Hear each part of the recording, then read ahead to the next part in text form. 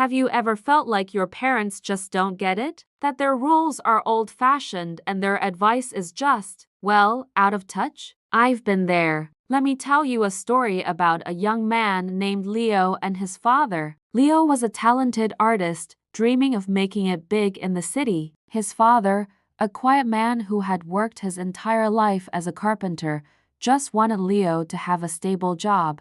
Art is a hobby, son, he'd say gently. You need a real trade, something to rely on.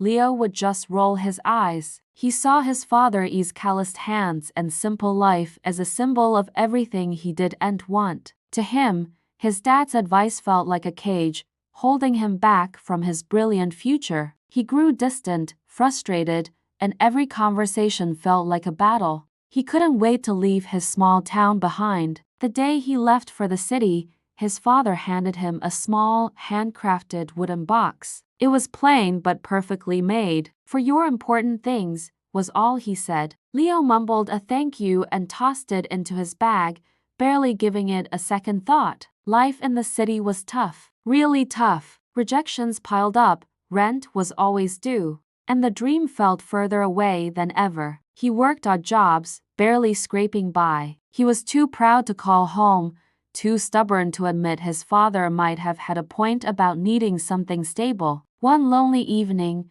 feeling completely defeated, he stumbled upon that old wooden box while cleaning his tiny apartment. He opened it, and inside, nestled on a piece of worn velvet, were his first ever set of drawing pencils, a photo of him as a child proudly holding up a crayon drawing, and a small, folded note. His hands trembled as he opened it. It was from his father. The note read, "Leo, I've never doubted your talent. I've seen the fire in your eyes since you were a boy, but I've also seen the world. It can be hard, and my greatest fear was that it would extinguish your flame before it had a chance to truly shine." These hands, he had written, they may be rough from wood, but they built the house you grew up in. They provided the food you ate and bought the very pencils you used to discover your gift. My advice wasn't meant to trap you, but to build a foundation so strong that your dreams could soar from it without fear of falling.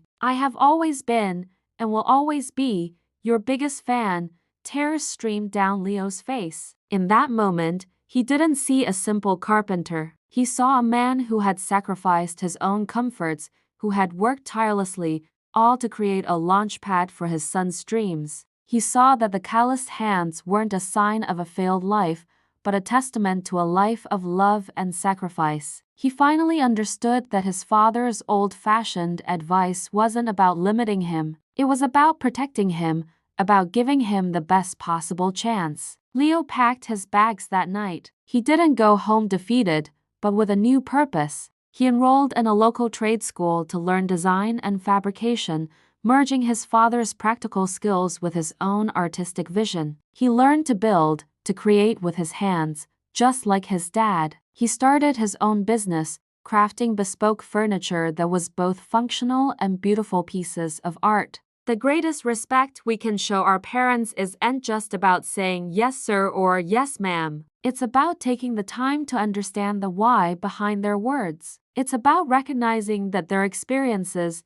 their sacrifices, and their unwavering love are the foundation upon which we build our own lives. They may not always say it perfectly, but their wisdom is a gift, polished by a lifetime of love. Thanks for watching. If this story resonated with you, give it a like and maybe share it with someone you appreciate. And don't forget to subscribe for more stories that matter. See you next time.